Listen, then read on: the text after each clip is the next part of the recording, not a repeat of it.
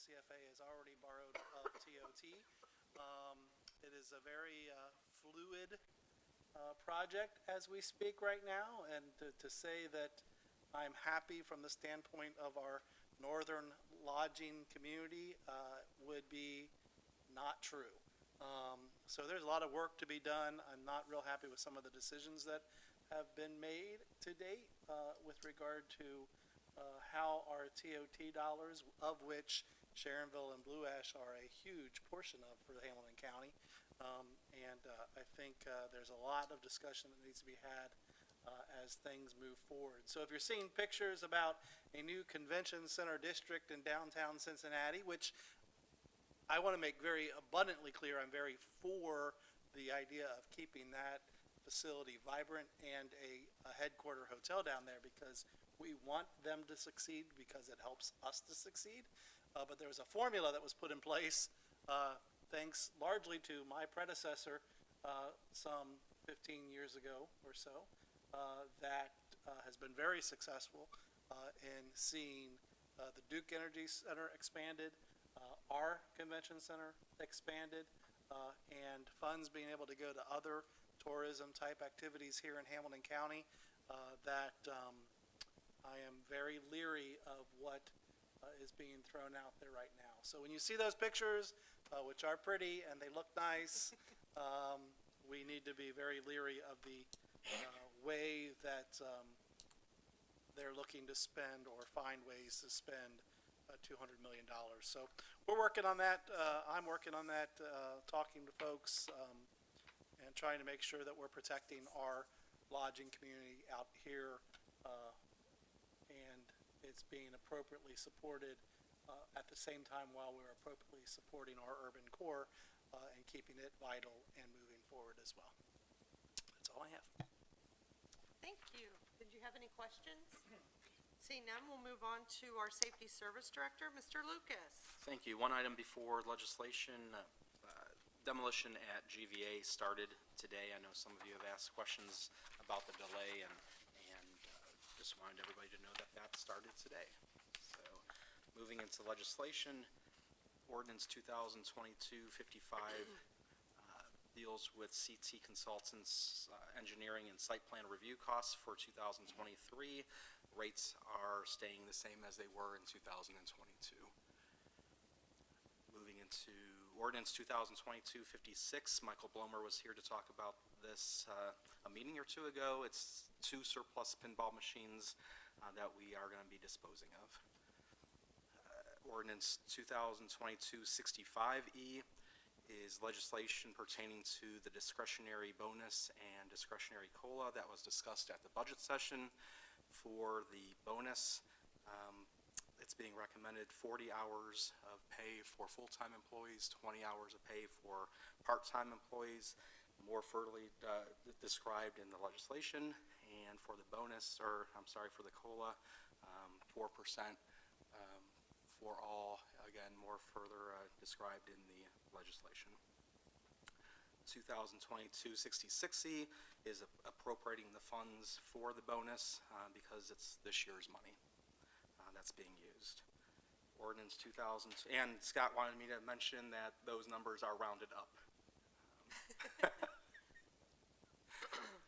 2022-67E, 2022-68E, and 2022-69E, Scott and Dan are here to talk about.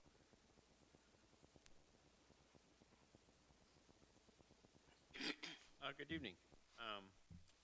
Ordinance 67E, this reestablishes 2 funds, the 411 Facility Improvement Fund and the 430 Fire Capital Equipment Fund. We set these up 10 years ago, November and December of 2012. The code section that these were created under is unique in that it has kind of a 10-year life cycle, because these are really kind of like capital savings accounts. We use these very successful. Engine 86 was kind of the very first purpose, initial purpose for the 430 fund. We've leveraged that, much like we discussed the possibility of in the original legislation back in 12, to allow us to use that for other future capital fire vehicles, and that's worked out really well. We use both these funds quite a bit in our year-end set-asides, because the purpose of fire vehicles and maintaining facilities is not going away. So this kind of reestablished we want to roll those funds forward for another 10 years, and we also kind of laid out the purposes that we plan for both of those funds in the next decade. Ordinance 2022-68E is a $45,000 appropriation. This initiates at least what the camera project for Station 86, and gets that project rolling over there.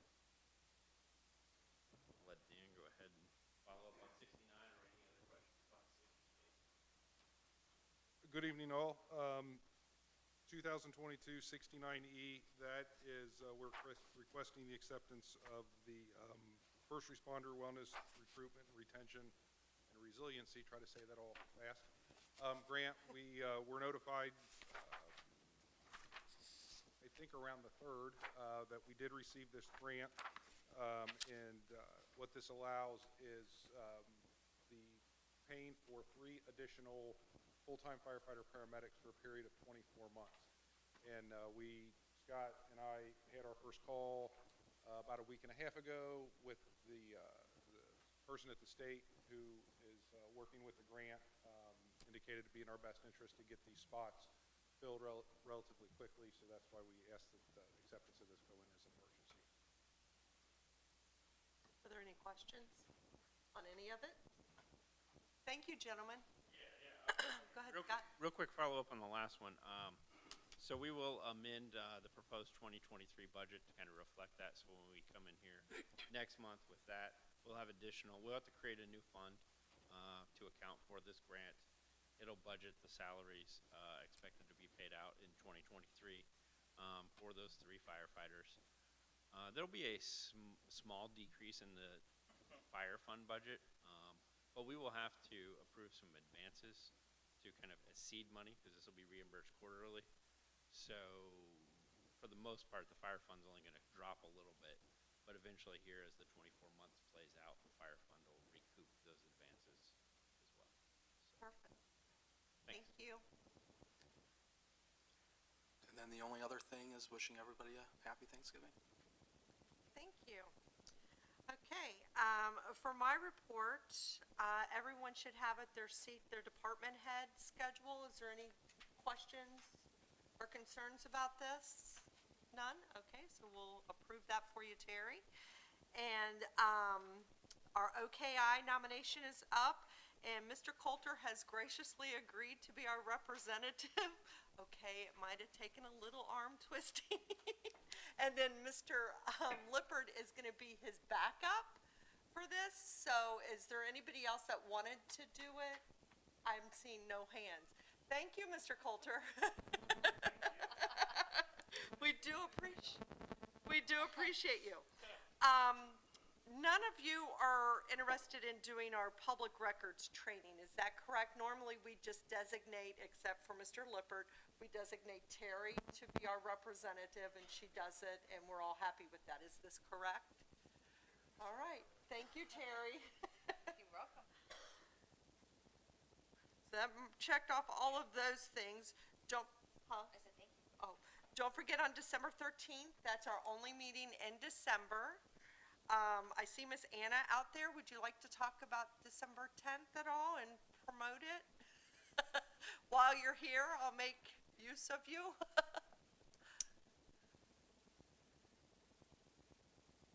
Good evening. So this is just a reminder and an invitation to all that we have our Christmas on the Loop event on Saturday, December 10th, 10 a.m. to 2 p.m.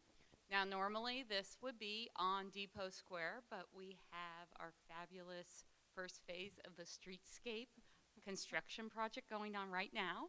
But no worries, we will still have horse-drawn carriage rides. We will have our small business open house.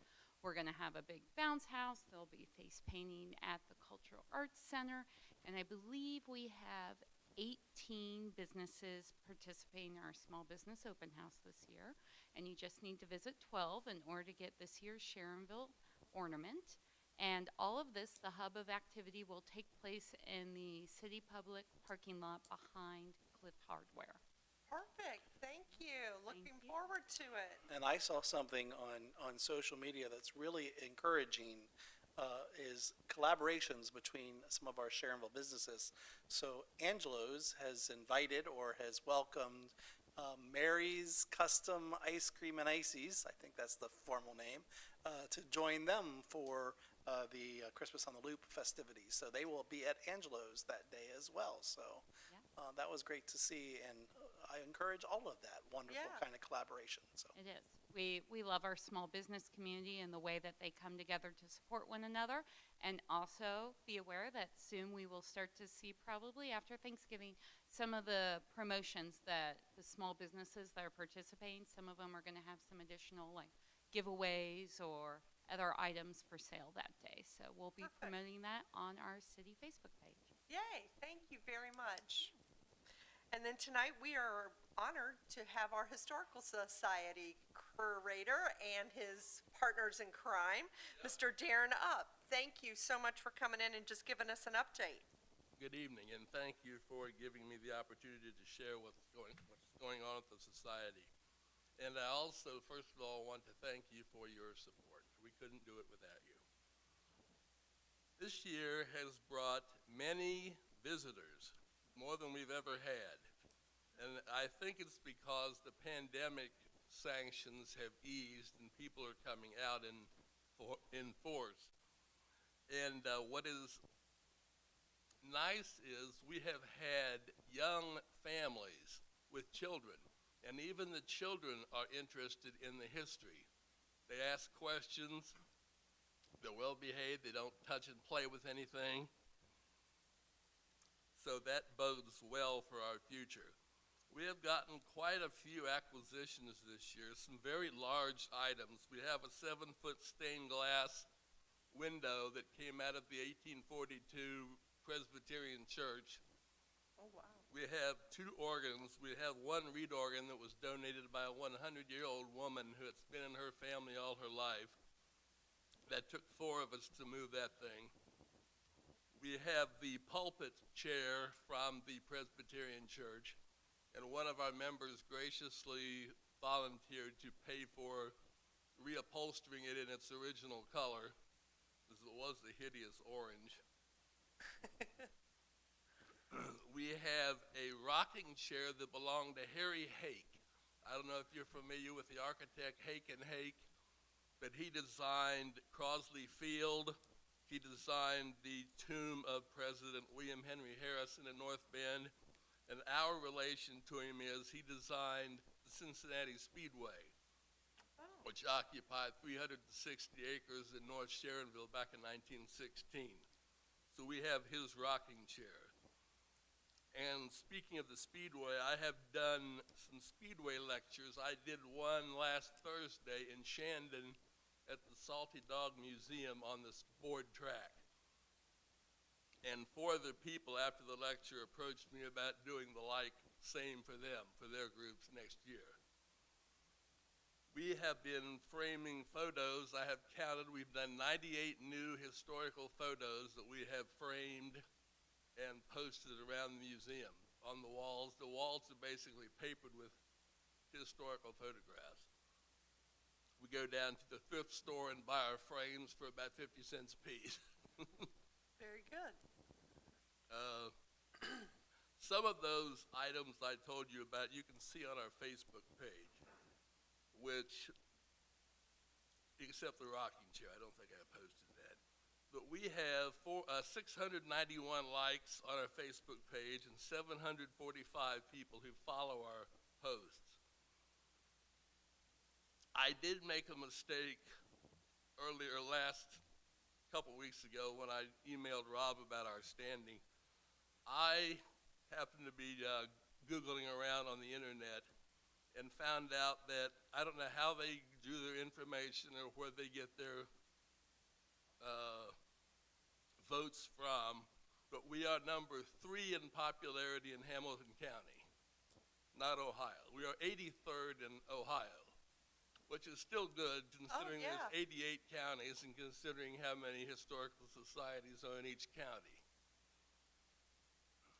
We are going to be taking part in Christmas on the Loop, so I hope they can find the elf in our thousands of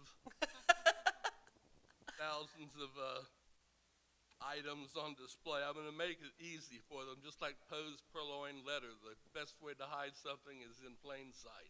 There you go. We do have challenge coins, if anyone is interested. Rob has an example of one. They're $10 a piece. I have been transcribing various documents.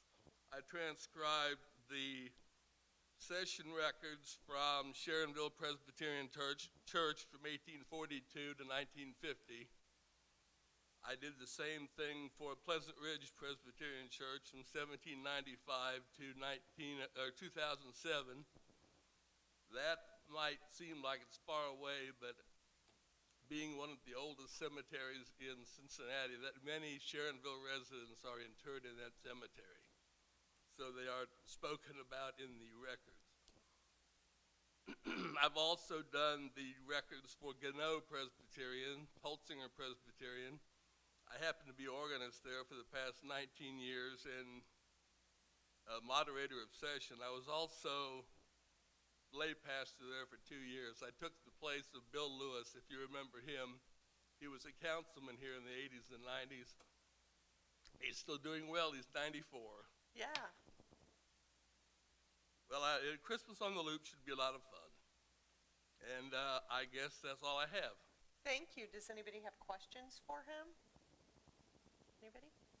I just want to say thank you. Go ahead. I just want to say, make sure you stop in the museum and listen to him play the theater organ. You're not an organist. Theater Okay. organ works. Oh, fun. Okay. It came from the lady who was the organist of the Creek Road Baptist Church. Yeah. Okay. And you guys are still open on Sundays, correct? So Every people Sunday. every Sunday? And we have been going there about every day working. So we'll stick the sign out occasionally and get some people. Okay. Perfect. Thank you very much for coming and updating us, and we appreciate all your work down there. Thank you and happy Thanksgiving. Happy Thanksgiving. Vicki, Yes. I'd like to clarify one thing. The challenge coins that I got from Darren, I did pay for those. They weren't given to me. I bought them for 2 friends, just to keep the record straight. Okay. Thank you. You're welcome. Bye. Happy birthday to Linda. Okay, and that's all I have. We'll move on to our clerk of council, Mrs. Buhite. Thanks. No report. Thanks. Auditor, Mr. Cunningham. I do not have a report this evening. Wasn't able to review the reports, so at a later date, I'm hearing they're worth the wait. I read that too. Perfect. Treasurer, Mr. Irie. I too will save our report for December. It should be an exciting one. I will say that income tax receipts are up 8% year-to-date, and motel tax receipts are up 29% year-to-date. That's great news. Thank you. Our law director, Mr. Lippert.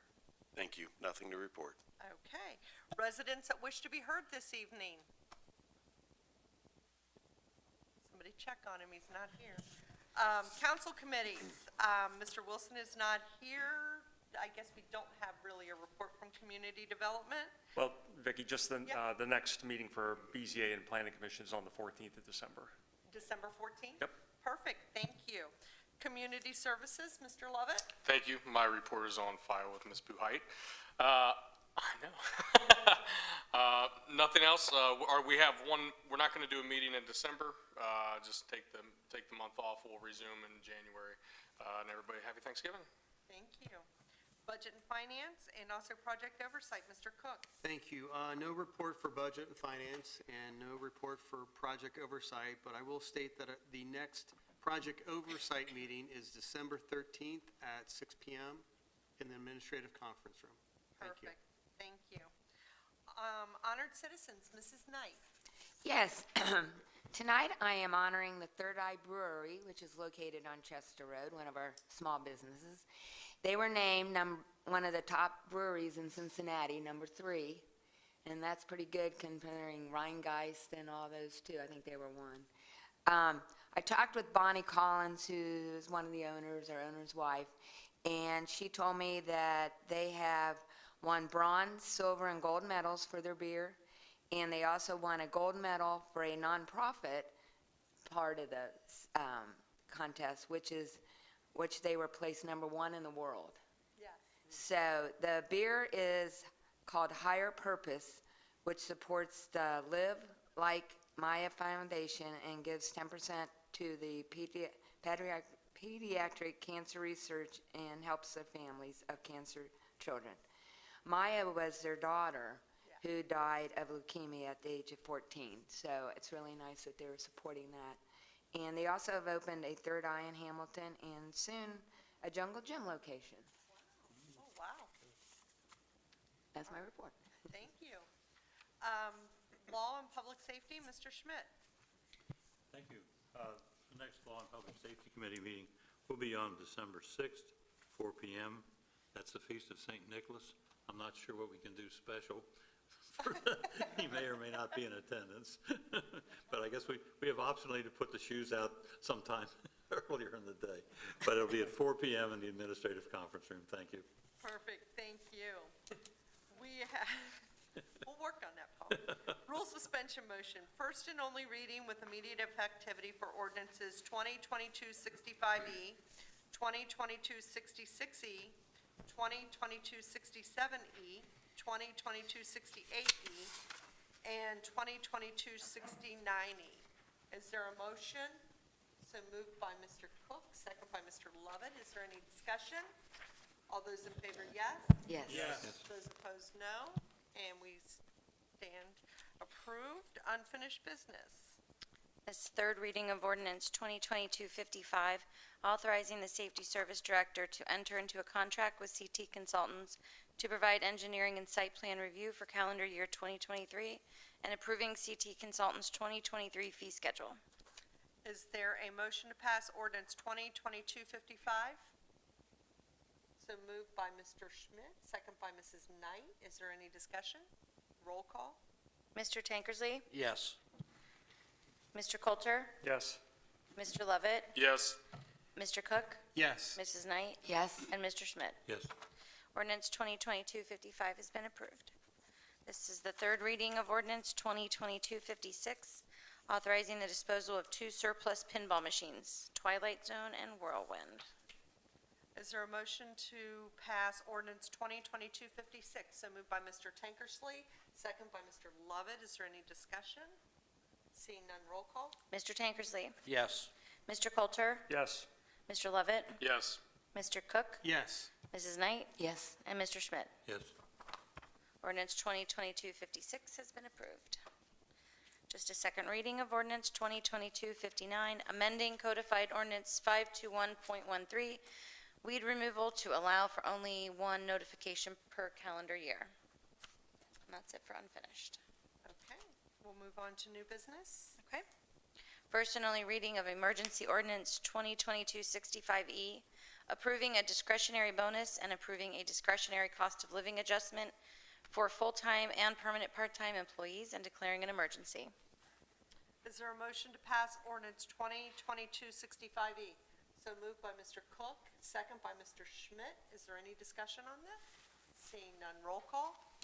Mr. Tankersley? Yes. Mr. Coulter? Yes. Mr. Lovett? Yes. Mr. Cook? Yes. Mrs. Knight? Yes. And Mr. Schmidt? Yes.